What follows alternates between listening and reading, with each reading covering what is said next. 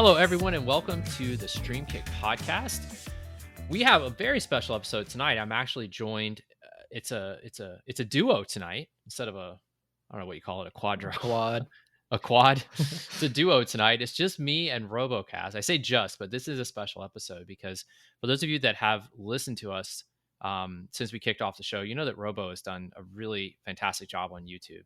That's actually, well, that's not how we found him, but it had a lot to do with why he now works with us here at StreamKick. But I'm excited to be doing this episode because Robo is going to talk a lot about his YouTube career, kind of how he got started on the platform, how the platform has evolved since he's been there, which has been not that long. He's actually done incredibly well in not that long a time.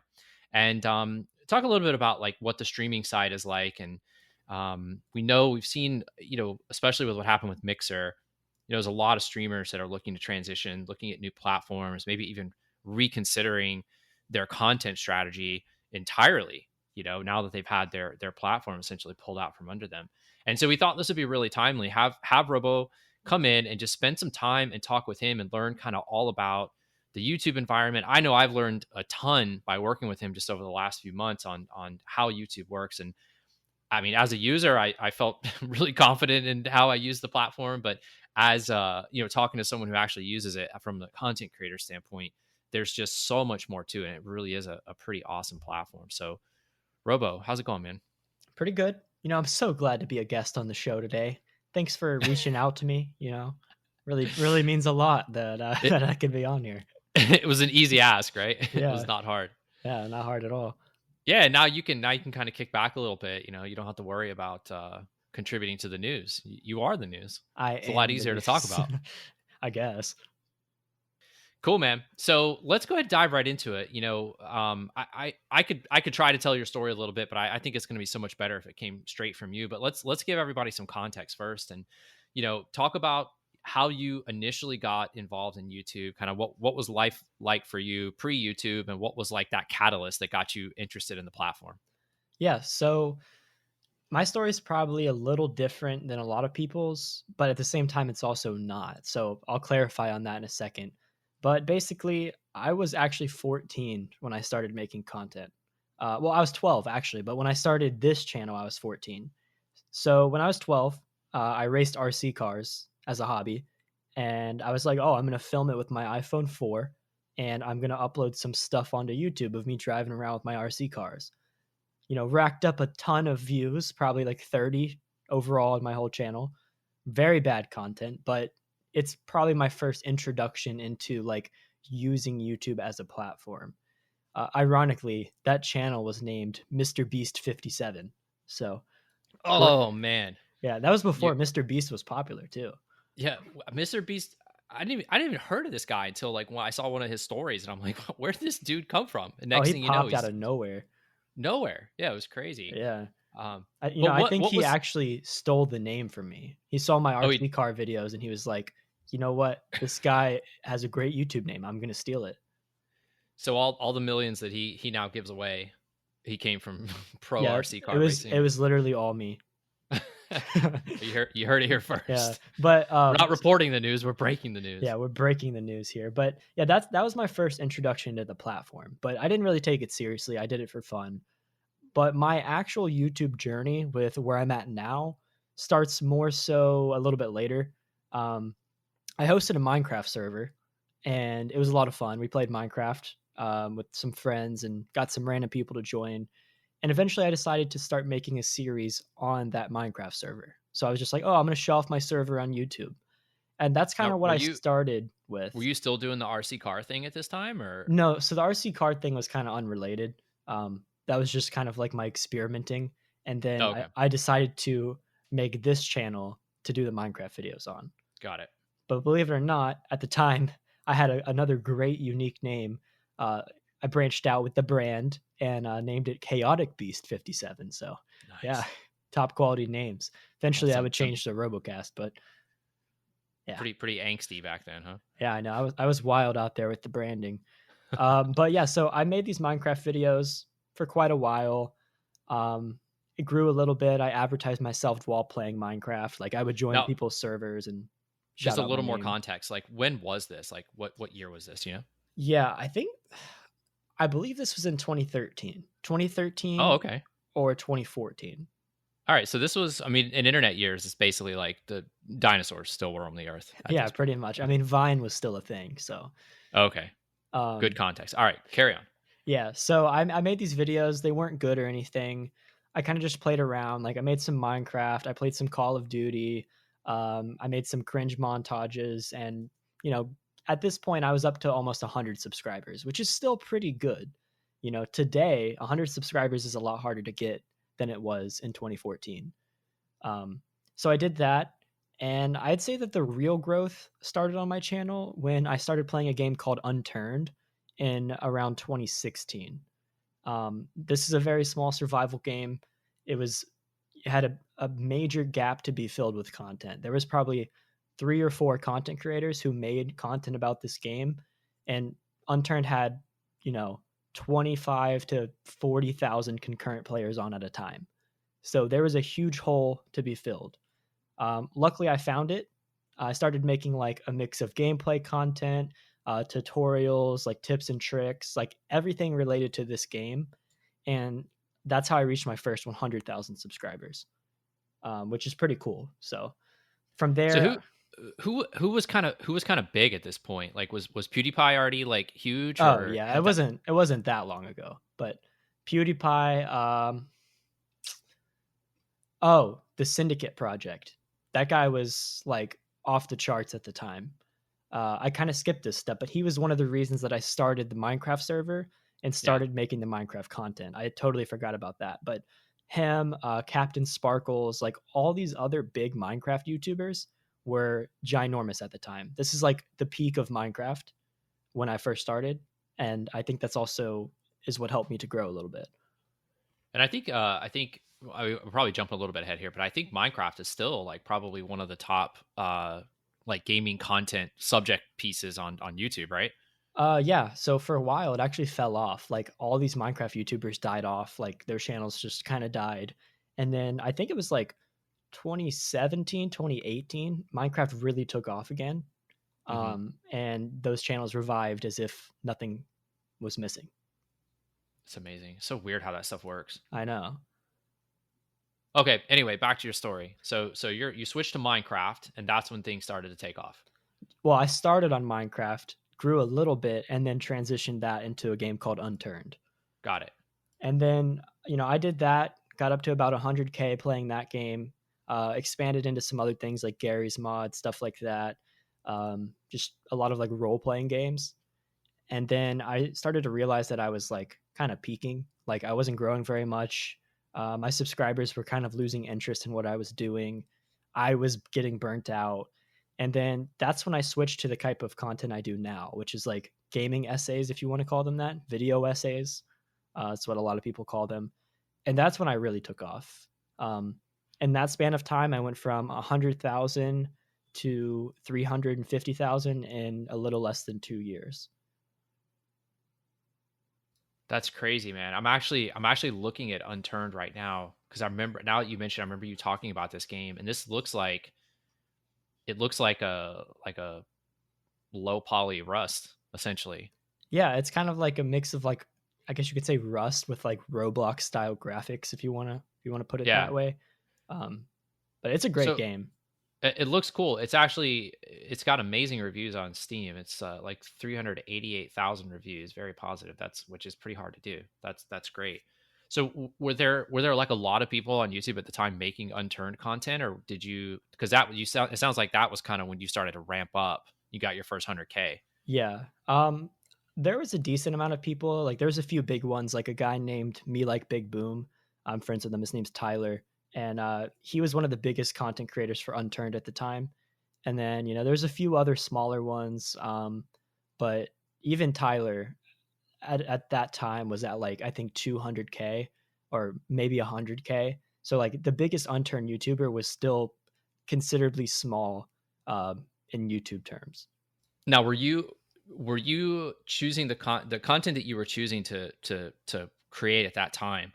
Were you choosing that based on any type of like science, or were you just kind of like, I just want to play this game? I like this game. I'm going to make this content. Basically that, yeah. That's what it started as, is like I just genuinely enjoyed the game. I wanted to teach people new things. I wanted to make videos and combine all of those and you get content playing the games you enjoy. Um, there was no strategy. I had no idea what I was doing. To be frank, I kind of got lucky at first. Like, obviously over time I learned what I was doing, learned how to like master search keywords, stuff like that. Um, but to begin with, I had no idea what I was doing. I was just doing what I enjoyed. Yeah, I feel like a lot of people kind of stumble into YouTube and that, well, content in general, whether it's streaming or whether it's like YouTube style content or something like that. I feel like they kind of do that. They have something they're passionate about, and then they just say, all right, well, if I translate that passion into like something else, or level that up, or just transition into a new medium. And but then I also think there's a lot of people who tend to overthink it and Mhm. say like, hey, let me, like, because we see this with streaming all the time, where people come into streaming, or they decide they're going to switch. They don't want to be a one trick anymore, or they're a variety streamer and they just want to branch out and do even more types of content. And they try and get like really scientific about what they stream, and then you notice immediately their content starts to dip. The quality of it starts to dip, at least the perceived quality, I should say, because the audience is picking up, especially the loyal viewers. They're picking up that this person is doing something that they probably don't want to do, but they think it's better for their channel. So while on paper it may look like it's going to be a better choice, thinking like, okay, this game is not as saturated, I'll pick up more views, et cetera, et cetera. You might get those initial views, but then people don't return because they're just not engaged, because you're not engaged. And you Yeah. think the same kind of holds true on YouTube? Oh, I think it's way more true on YouTube because with streaming, a lot of people watch streams for your personality. Hmm. So like you could honestly not enjoy a game, but if you're just a funny and like enjoyable person to watch, you're probably still going to get viewers. But with YouTube, it's more content focused. I mean, like yes, you could argue that a lot of channels are personality focused. It really depends on what you do. But with gaming in particular, it's a lot of content focused stuff because if you're playing a game that nobody watches, chances are unless you already have a following, nobody's going to watch it. True. Kind of going off on the wrong branch here, but yeah, I would say it's extremely important to do what you enjoy. I did Unturned for like a year or two. It was more like two, I think, maybe even three. I don't know, but I did it for a while. At this point, I had over 1,900 hours in this game, and Jesus. I was not enjoying it at all. But I kept pushing out content because that's all everybody wanted to see. Um, and it's really hard. It's not, in theory, it should be simple, like, oh, just do what you enjoy or just do what the fans want or whatever. But it's not that simple because there's burnout. You get tired of doing the same thing over and over. There's times when you feel like your creativity is not being challenged at all. You just feel like you're an accountant and you're just entering numbers all day. Yeah. And Did you go through that burnout stage with Unturned? yes, towards the end of it, I absolutely did. Um, I just got so the hard part is when you transition to make new content, it is the riskiest thing in the world Yeah. because you could literally just completely destroy your channel. I got lucky because what I transitioned to was what I really wanted to do. So I had that passion and it just happened to be what a lot of people wanted to see as well. So I got super lucky with that, thank God. But a lot of people aren't as lucky and they can't get out of the niche of what they're stuck with. So when you started, actually, let me ask this a different way. At the point that you realized you were burnt out, did you know prior to that that you were burnt out, or were you just thinking like, "Hey, this is just par for the course. This is the life of YouTuber. This is how it is." At first, I don't think I knew I was burnt out with the content creation side of things. I know I was just tired of playing the game that I was playing. Like making the videos in particular didn't really bother me as much as having to play the game and record. Like, which this is ironic. Recording is the best part or is the easiest part about making gaming content because you're just playing a game. But Yeah. yet, that was the part I hated. I hated recording because I just did not enjoy the game. But whenever I was editing, I could throw in some little touches here and make the video more interesting.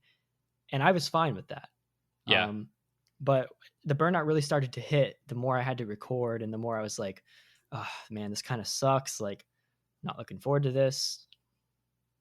So you said something a minute ago that I thought was interesting, and it basically you hit on that whole that content creator dilemma, which is making the content that you love versus making the content that's going to pay your bills. And I Yeah. feel like that's one of those things where so many streamers and content creators just that it's such a difficult thing. And obviously you reached a point where you were just like, I have to change. It's whether it's Mhm. like mental health, physical health, whatever, you reach a point where you have to change. What I guess what advice would you have for someone who kind of feels like they're getting to that point? Like, should they just bite the bullet and just do it and change, or ride it out? Yeah. So that's kind of a hard one to answer directly. I will say this. I was in a different situation because when I switched, I was just going into college. Um, or no, actually, I was ending high school whenever I switched my content. So it's a little bit different if you're like, basically still a kid, a teenager. You don't really have a lot of expenses. You're not living on your own yet, stuff like that. Um, like the more into it or sorry, the more dependent you are on your YouTube income, the harder it's going to be to transition to do what you want. So, my recommendation that I've learned more so recently than saying I learned this back then, but if you really want to transition, try to find a way to make yourself comfortable financially first. If you're financially dependent on YouTube, try to find a way to diversify, whether that's merch, whether that's a Patreon, um, some other way to make money. Because as soon as you can have the stress of being financially dependent on your job lifted away a little bit, even if it's just like a buffer, it makes transitioning so much easier. Got it. Yeah, not as much of that, like that stress and anxiety around, because it's a decision you're going to have to make, because right, everybody has a breaking point, and Yeah, nobody wants to get to that point. But unfortunately, I think that happens a lot. 100%. Whether Yeah. it's burnout or fatigue, or just general, like, mental health issues. You know, Hmm. I think that's one of those things that in our industry that's like especially pronounced, because because of the repetitive nature of a lot of what happens, but then also the the fact that these people are like you, for instance. I mean, to a degree, you're putting your life kind of on public display to an extent, Hmm. and that anytime you do that, putting yourself on a stage like that kind of amplifies. You have judgment coming from more people, and then of course you have that judgment kind of directly equates to your bank account in a lot of Yeah. ways if you're dependent on those views and monetizing that content.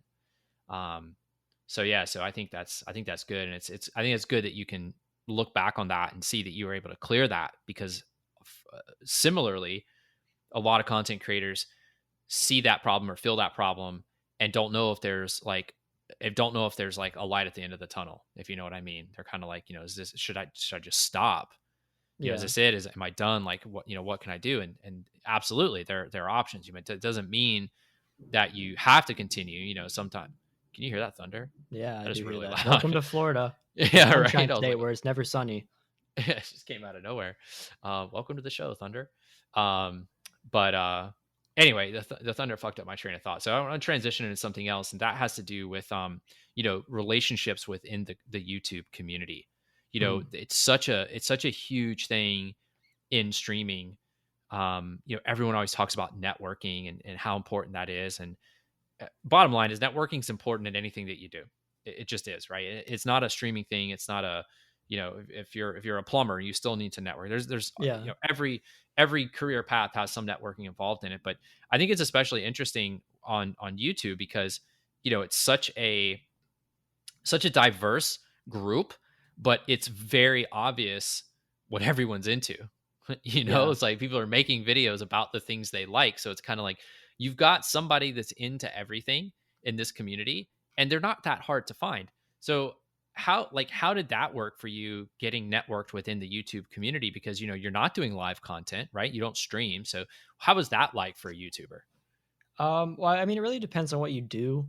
Um, when it comes to like the specifics of networking itself, which honestly is kind of ironic because I made a post on Medium about this like 2 days ago. But when it comes to like actually the process of networking, there's kind of like a template you want to follow, and that's what I talk about in my article.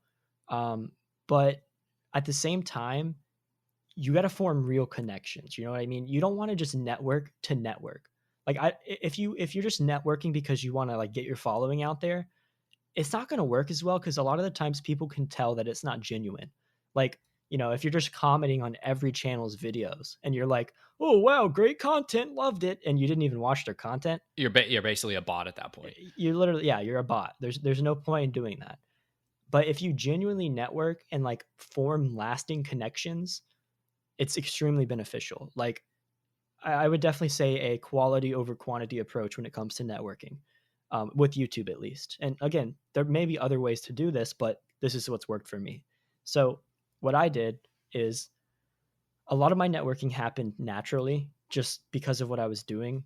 Hmm. Like I met a lot of other unturned YouTubers just from playing unturned and like meeting them in game.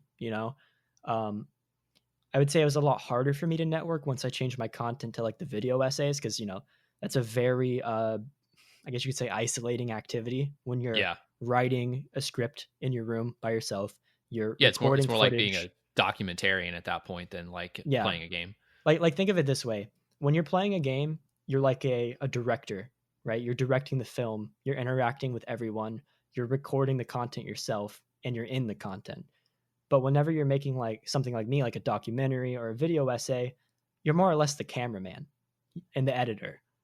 You're not the star of the show anymore. The content is the star of the show. Um, so I'm going off on like a rant. Can you redirect me back to the question again?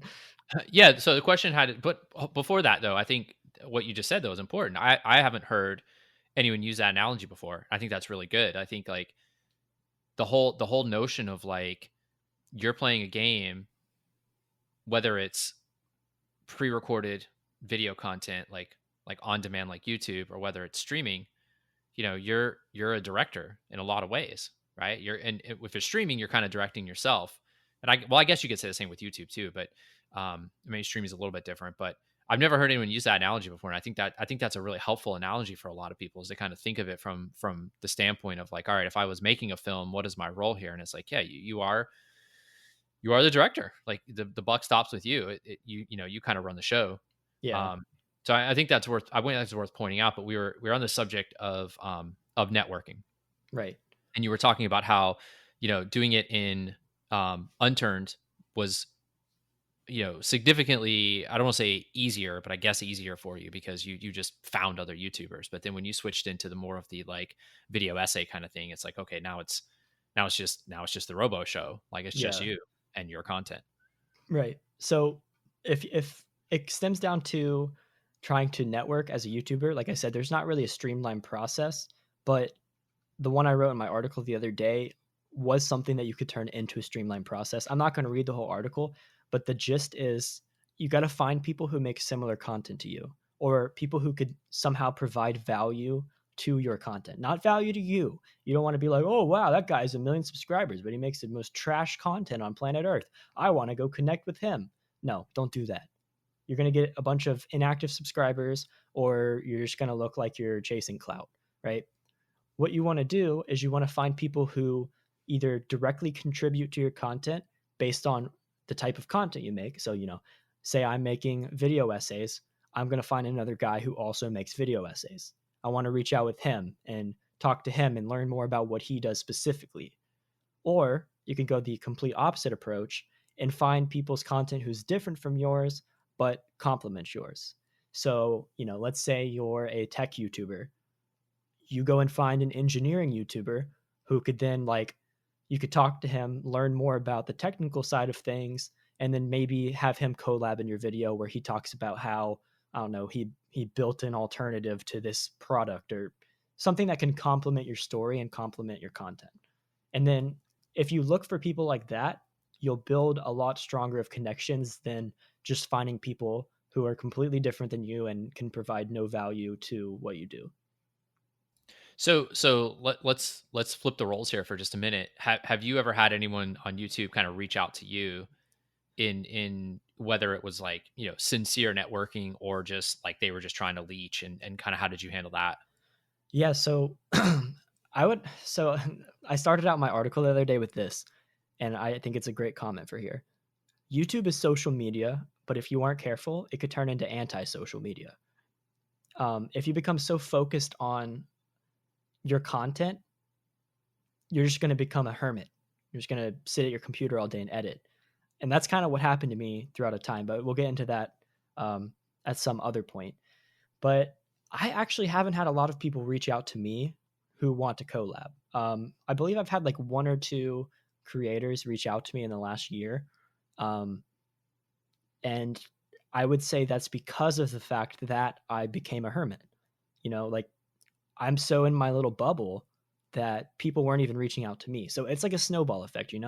The less involved you are with the community, the less interaction and people reaching out to you are going to get in that community. So a lot of my collabs personally came from me trying to climb out of this bubble and connect with other people. And by bubble, are you talking about The the video isolation. essay? Yeah, like the bubble of focusing so much on quality and editing and production and script writing that you don't interact with anyone anymore. Got it, got it. So more so just having more so there just being like a lack of balance Yeah. from the standpoint of like, hey, I'm a content creator on YouTube. There's more than just producing content, editing, etc. There's also like that, community management aspect, there's the networking aspect, like all those other elements. Yeah, it's social media. It's not anti-social media. Yeah, so speaking of social media, and this is a good segue, but how have you been able to kind of utilize, or I guess let me ask this a different way, like what role has social media played in your YouTube career? Like where have you found success, and what tactics, strategies, platforms have really worked for you in developing your online persona, your channel? Yeah, so a lot of these like stupid self-help gurus who are like, "Oh, just click my video and I'll teach you how to make $7 million a month in passive YouTube income with 0 weeks of effort." A lot of Like them, that guy started out real country yeah. and then he got I don't like know real why I serious at the end. I randomly talk with a country accent when I'm like making fun of something. It's just like in my brain. But I can't wait till we start doing these on video. These are going to be so yeah, good. I'm making like a weird ass face, like "Hi there." But anyways, a lot of these people who are like self help gurus and stuff, they're like, "You gotta follow my 5-step program if you want to be successful on YouTube." That's bullshit. You don't have to follow anybody's program. I didn't follow anybody's program. Um, but one thing I will say is that you kind of gotta experiment and see what social media works best for you. Like for me, I tried Instagram, complete flop. Um, Gamers don't want to watch me living my life on Instagram. I'm not a vlogger. That doesn't work. So Instagram didn't work for me. Twitter worked pretty well. I'd say that's where I do most of my communication right now. It's a really easy way to interact with people, and it's just straight and to the point. There's no BS like filters and sponsored captions and all this stupid stuff. It's genuine. Um, Discord has probably been the biggest one for me, to be honest, because it is a very gaming oriented platform. Um, but I'd say that's where my strengths have been. I've leveraged those platforms to create a better community who actually want to watch my videos. Right. Um, but it really depends on what you do for what works for you. If you're like a beauty girl who like does makeup, probably want to go on Instagram. Yeah. Yeah, I think that's important because I know one piece of advice that a lot of content creators get and give is they say you need to be everywhere, right? And there's that mentality even outside of streaming and gaming, just in corporate America in general. There's that whole notion that the more places you are, the better. And while to a degree, I think there's some truth to that. There's definitely that line you walk of being everywhere, but being everywhere in a way that matters. You know what I mean? It's like if you can be on every billboard, that's cool, right? That's great. You're on every billboard. But if being on the billboard means it's just like, a tenth of your face, but you can say like, hey, that's my face. Technically I'm on that billboard. Yeah, but does it really matter? Right. And that's kind of the approach I think a lot of people take is let me just be everywhere and that'll be good enough. And so then what you see is, you go through Twitter and I see it more with Twitter than I do other platforms. Except for like certain subreddits have this problem too, but more so like the app based social media platforms. Um, you just see this really low effort, low value content. Yeah. And where as someone who's, a marketer at heart, what really bothers me when I see that is people don't, and this is true of marketers too, people don't think about the damage that that does to your brand, if you want to call it that. For a lot of content creators, I mean, I think that's true. It does a lot of damage to your brand because now it's not that you're not providing value, it's that you're wasting people's fucking time. Like that's what gets irritating. I mean, even if it's Mhm. just like one extra like half second that I have to scroll through your shitty tweet, like I see that and I see your name, and if I see that enough times, I'm just gonna get pissed because in my mind, the way my mind works, is I'm thinking through like, all right, I've seen you show up in my feed at least once a day for the last 2 weeks. So if Yeah. that's like half a second times 14, Yeah, that that's makes sense. 7 seconds. I'm gonna do the math. I'm gonna figure out, all right, if I'm on Twitter every day for a year, that's how much time you've wasted. Fuck you. Like get this off. And I'm just gonna unfollow and I will never watch your content. And I don't think people think of it that way. Yeah, the way I would think of it, or the way I would describe it, is think of if you're multitasking, you can't really focus on one thing. Like, say you're trying to do your college homework, right? And you do a little bit of math, and then you go over to some science, and then you go over to some violin anatomy or whatever people major in these days. And Violin anatomy. I guarantee you, it's a real major. There's some All right. weird majors Keep out there. talking. I'm gonna look that up. Go ahead. um, but if you go around between all of these other topics, you're not going to really get any of it done. And I think that's the same mentality with social media. If you put like a little bit of content on Instagram, that's good, and then a little bit of good Twitter content and a little bit of good Discord content or whatever, nobody's going to want to follow you on any of those because it's just like inconsistent garbage stuff filled with like one or two good things here or there. So I think it's better to focus more on one social media platform. So whether that's Twitter, whether that's whatever, you want to focus on keeping your presence on one. Maybe once that gets steady and firm, then move to another. Yeah, and I think by the way, violin anatomy is is a thing. It, oh, I guess it's actually a thing. Yeah, I don't think there'd be like a whole class on it, but Man, I I was guess gonna change maybe my if you're major. yeah, maybe if you're majoring in the violin, you do have a violin. I don't. Anyway, um, see that this is the kind of top tier content that you come to this podcast to learn. That's the only reason I was here. I just want to push my violin anatomy agenda on everyone. Everybody's got a hidden agenda, right? Now everybody knows yours. Um, yeah, I think I wanted to talk about Discord for a minute because I feel like I feel like of all the social media channels, and if you want to, we'll just group Discord into that. I feel like Discord is the one that has the most potential for content creators, especially in the gaming space, just because it's so endemic to gaming. I also feel like it's one of the easiest ones to do incorrectly. It Yeah, takes I think people underestimate how much time that you actually put into a Discord channel to get one set up correctly.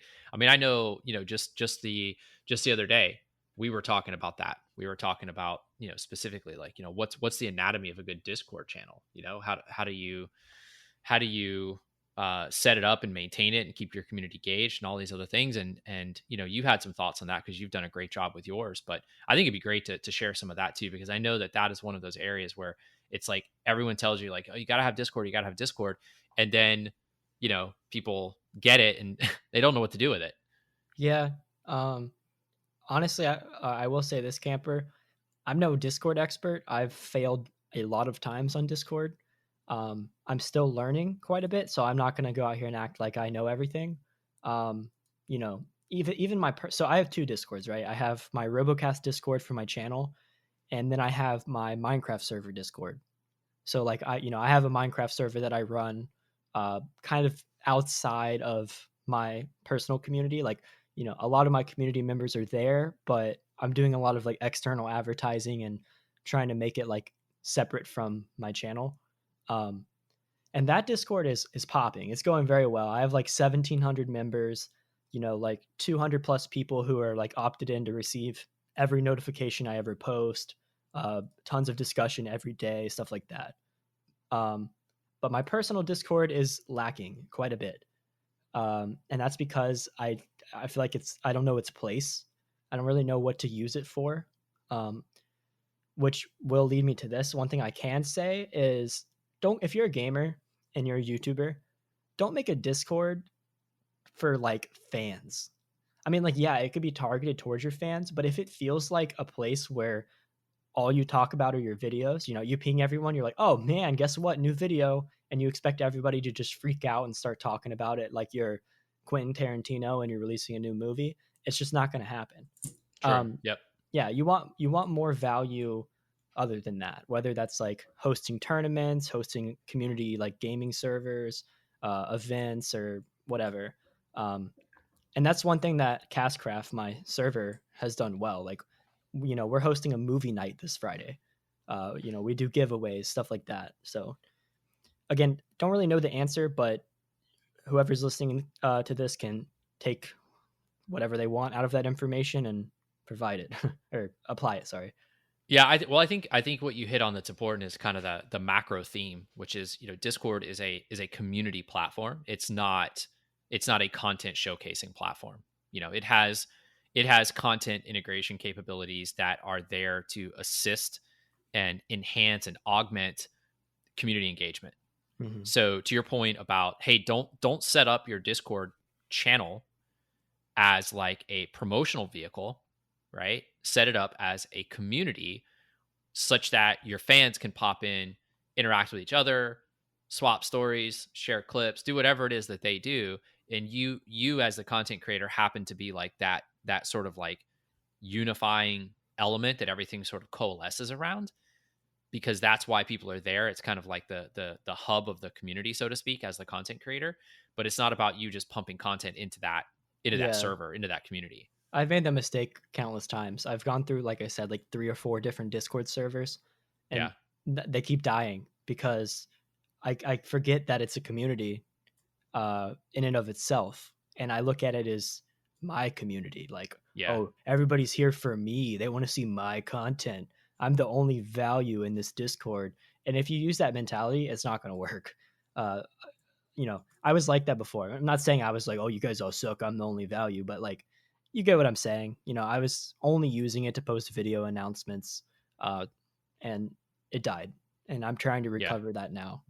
Yeah. Well, I mean, in fairness too, I mean, I think it's easy to beat yourself up over that. And I think a lot of content creators do that. It's it's an easy mistake, right? Mhm. It's Discord is because it's essentially just a democratized community connecting tool, I guess, if for lack of a better term. Um, a lot of people use it, and it gets saturated. Like, I know when I opened my Discord, when I first got it, I was like, man, this is cool. I've got like a server that I belong to. I don't even remember what it was. It was um probably like some Rust or Arc server or something like that when I was big into those games. And then you start kind of like attaching your wagon to like a few different ones, and next thing you know, you log into Discord one day and you're just like, holy shit, I have so many fucking servers, and you don't even go into most of them. Yeah. There it's just why are they there? And I think it's one of the flaws of that. It's not even Discord's fault, really. It's just kind of the flaw of that type of platform, is that you make it so that anyone can have a server, anyone can join it. There's really no restrictions, and then it just gets to the point where people are just so oversaturated with the amount of stuff that's there. I was talking to someone at TwitchCon a year or two ago, and that person said to me something like, "Oh yeah, I'm a member of like 80 different Discords. So, if you need introductions to so and so," and he was being totally genuine. This wasn't like a scummy thing or anything like that. But Yeah. he's like, if you need introductions or anything, I'm a member of 80 Discords, and I'm sitting there thinking like, shit, I've got like 20, and I feel like I have like 18 too many.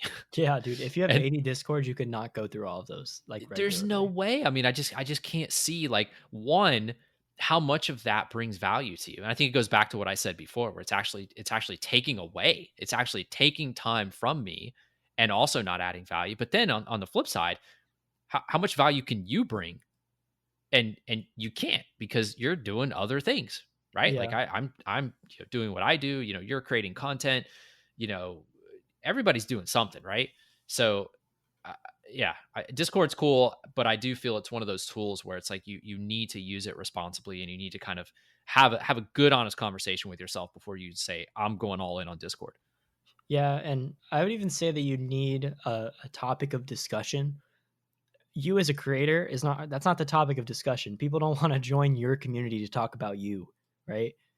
Like that's what's going so well with my server is, as a server, we have a platform for people to play on, people to create things, people to share what they know. And the Discord is kind of just like a vessel to communicate about that platform. Kind of like how subreddits work. People don't join like r/everything, if that's probably a thing. But if that is a thing, I don't know where I was going with that. But people aren't going to join a subreddit about everything in the world. They're going to join a subreddit about a game or about a topic or about a community and talk about what's going on there. So don't try to make your Discord some gaming community that's just gaming content, because while yes r/gaming works on subreddit or on Reddit, sorry, Discord is all gaming. So Yeah. you're gonna have to make something for people to actually talk about, whether that's like a specific game or a game server or whatever. Yep. Yep. So quick transition here, but have you tried streaming on YouTube before, or have you done solely the video on demand thing? I've streamed on YouTube like 4 times. It's not fun. It's rough to set up. Like, I don't know. I feel like it's just not the most user friendly platform to stream on. Like, it is Right. nice because I have an established audience on there, but even with that, like, unless you stream regularly on Discord, or on YouTube, nobody's gonna watch. Um, I did it for charity a couple times and raised quite a bit of money, but it was not enjoyable. It was not user friendly, and I don't know how often I'll be doing it. What about a different platform? Do you think do you think you would ever transition into like streaming on, like, I don't know, Twitch or Facebook or something? Well, I know how you feel about Facebook, so let's Yeah, say don't Twitch, don't you right? bring up Zuckerberg. I'm in a good mood.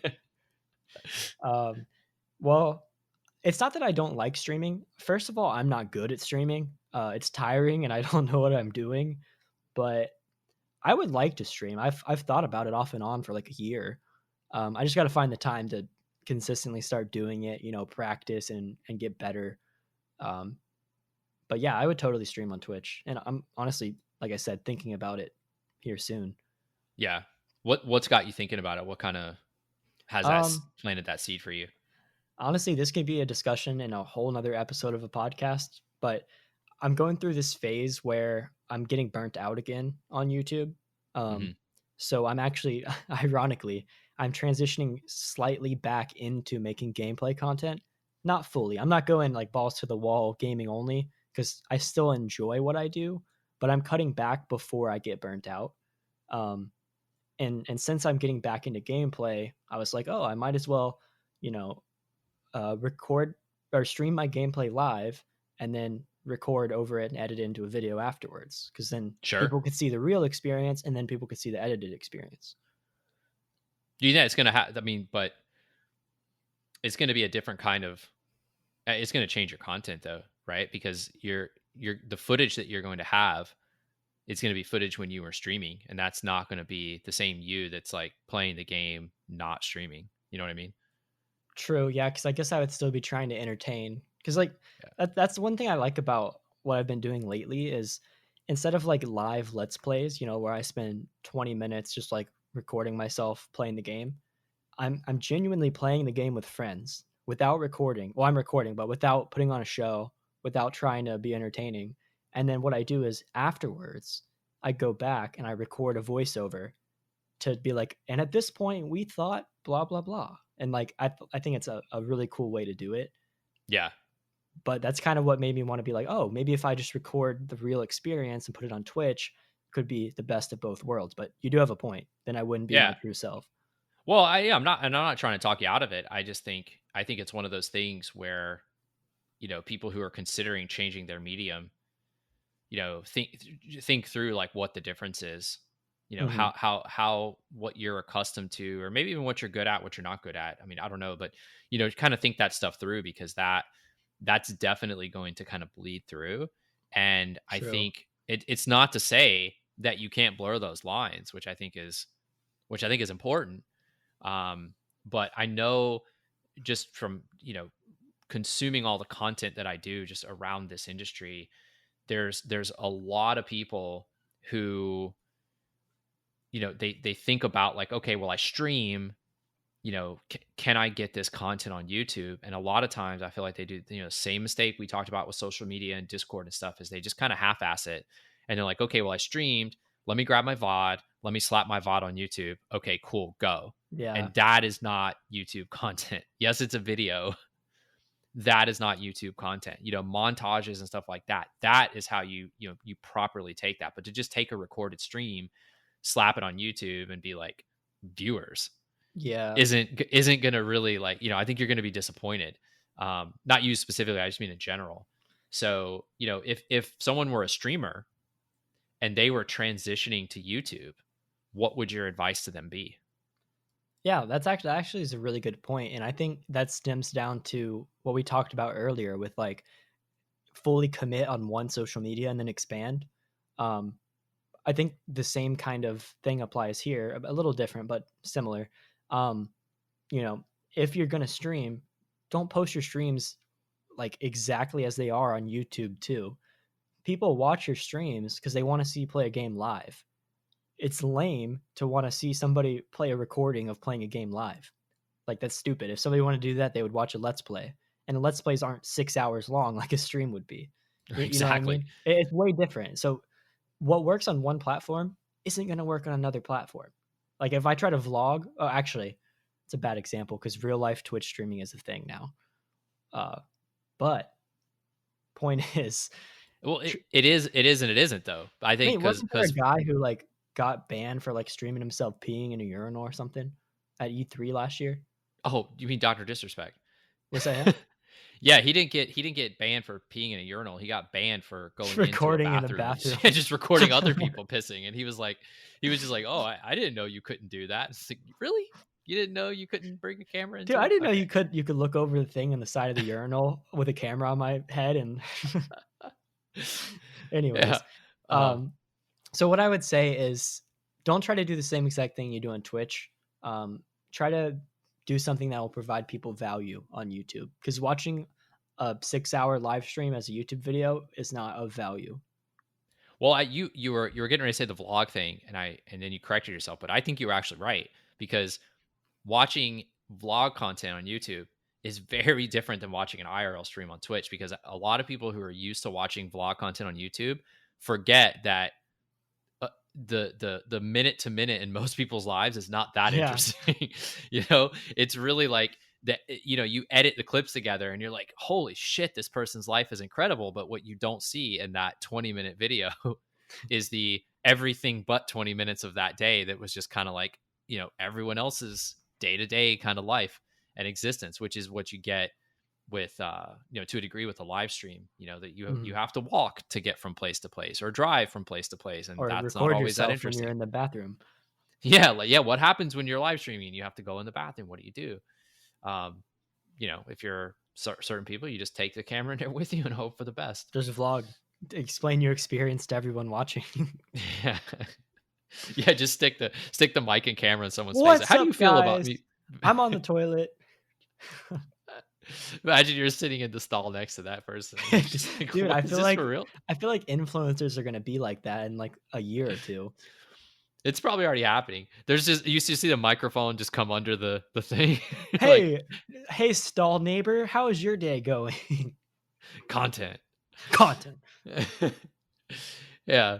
But yeah, I think, the transitioning, especially with what's happening with Mixer right now, a lot of people are transitioning, and I think this is a wake up call for streamers all over, and YouTube content creators too, just in general, that do not be too reliant on your platform.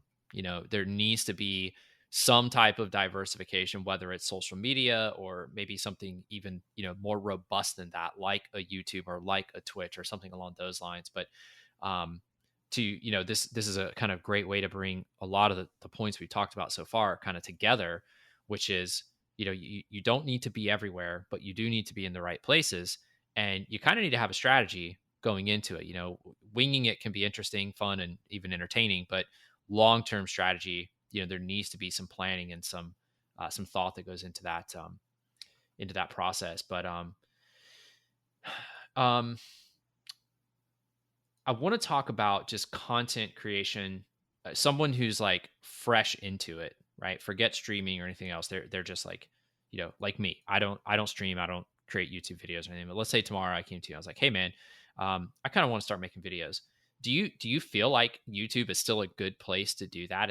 Is there still opportunity there, or is it like so saturated at this point that like the likelihood of standing out is just so slim? Yeah, that's a good question. I'd say it's a lot harder. I wouldn't say it's impossible, but you have to find something. Like I feel like a broken record at this point, but it's kind of true. You have to find something that provides value. Um, you don't want to be like everyone else. You don't. Oh, this guy's successful. Let me do what he does. No, that's not how it works, bro. You think if I tried to start my own Amazon today, it would work? No. I mean, maybe, but no, it won't. Um, It won't actually. yeah, it won't. I take that Don't kid back. yourself. Yeah, like just because somebody else is doing something doesn't mean you should try to do exactly what they're doing. You know, like I like how I bring up these random analogies. I don't know where I'm thinking of them, but I was gonna say like, all right, say you wanna start a website, right? Like I said, you don't want to start an Amazon, but say you start a website called Carvana, which delivers cars to your door when you want to buy them. That's gonna grow. So take that same mentality into YouTube, do things that are different. If it's a similar type of content, change the way you do it. So maybe instead of, you know, vlogging live, maybe record your whole day and then narrate over it and tell a story afterwards. I mean, that's just an example, but take that into Sure. consideration. Yeah. No, I think that's good. I mean, especially with what's been going on with coronavirus and whatnot. A lot of people are sort of looking at alternative means of income. And Hmm. while I would not recommend to anyone to get into this business from a content creation angle to make money, especially if you're unemployed, get a job first. But I do think there's that opportunity there. But again, it's like one of those things where you need to have that hard conversation with yourself and go into it with a plan and not just like dive into YouTube. Just wake up one day and be like, you know what, today's a good day to make YouTube videos. I'm going to do that. Yeah. One thing I want to add to that, I've made it. I said it in another Medium article. Is I feel like this is just becoming an advertisement for my Medium, but We'll um, get to that. We'll yeah, get to we'll that. I shout that promise. one I'll out at get. the end. I'll give you an opportunity. Yeah. Anyways, one of the things I talked about in one of my other articles was when you start. A lot of people start a YouTube channel to either one, make money, or two, become famous. And if you're creating a channel for either of those reasons, you're in the wrong business because it's not that simple. And while yes, it may work sometimes, it's just not a good mindset. Because if you're creating content to become famous, the way that usually looks is like, oh, I would love to have a YouTube channel, but I just don't know what to post on it. Well, if that's the case, you really shouldn't try to join YouTube. You don't want to do it to try to follow trends and do it successful. You want to do it to do what you enjoy and hope that it can grow and make money from it. I'd really like to be an accountant, but I'm super shitty with managing money and Yeah. math. I've never taken a math class in my life, but I'm going to be an engineer because they make I good know money. I know nothing about the economy or stock trading, but I'm going to be a day trader. R/Wall Street bets. Exactly. Yeah, exactly. The people there are people doing that, making a lot of money. Yeah. Could Um, be like we talked about the other day with Barstool Sports Dave Portnoy just draws letters from a bag and then buys like 100 grand of every stock that he draws. yeah, quick disclaimer. It's important to point out that this guy already has a mountain. He's Scrooge Hundreds of McVault millions. sized vaults of money, so it's like he can take these chances. So Yeah. don't take too much of this too seriously. But yeah, Um, cool, man. Listen, this has been awesome. Like I said before, kind of kicking the show off. I've learned a ton just in the short time that we've worked together. You are just kind of this. You have this immense knowledge of just the YouTube platform, how it works, what's good, what's bad. you've kind of had ups and downs and experienced a lot of the same things that a lot of creators have. And I feel like there's a ton of value in you sharing your story, for whether people are streaming or just getting into, more like YouTube style, like video on demand content creation or what have you. I think there's a lot you can learn from people like you who've been doing this for a while and have found success on a platform like that. So anyway, thanks for that. I did promise I would give you a chance to talk about to talk about your channel. So fire away. Where can people find you? What are you talking about these days? What kind of content are you making? So I'm making cringe tweets on Twitter at RoboKast. I'm making blog posts about YouTuber advice, starting out on YouTube, even some stuff about Minecraft servers. That's on Medium. My Medium username is at Tanner Pappy, TANNERPAPY, and my YouTube channel is RoboKast, ROBOKAST. As I said, I'm transitioning back into gameplay content. Now, one thing I do want to add. Camper gave me a lot of praise here, but I'm no expert. So what I say is not the only truth. I'm just saying what works for me, but it may work for you. So give it a shot. Much more of an expert than I am, but yeah, that's a good point. Definitely diversify. Like do your research, do your homework. There's a lot of great resources out there. Besides the StreamKick podcast, there are a lot of great resources out there that you can tap into to get a good handle on things. Don't do anything rash. Plan it out. Give yourself some time and make smart decisions. Robo, always a pleasure, man. Love having you on the show. Love working with you, dude. It's been a lot of fun. So thanks for taking Appreciate the it. time to Yeah, do it's this. been great. As far as social goes, keeping up with StreamKick, you can find us on Twitter and Instagram at StreamKick Pod. That's StreamKick POD. On the web at streamkick.com. Be on the lookout for some really cool stuff coming to the website here pretty soon. We'll probably talk about that a little more on the next couple episodes. And then on Facebook at Watch StreamKick. One quick little housekeeping note. It really helps if you guys are enjoying the show. It really helps if you guys can rate and review the show. I'm still trying to figure out where in the hell you can do that besides Apple Podcasts or iTunes. I know there's Podchaser, which we talked about in the last episode, which is a really good one too. But if you wouldn't mind and you enjoy the show, even if you don't, take a minute, go on there, give us a rating and review. It helps us out a lot. It helps us improve the show and get the show in front of more people. That said, have a great night. We will catch you guys soon.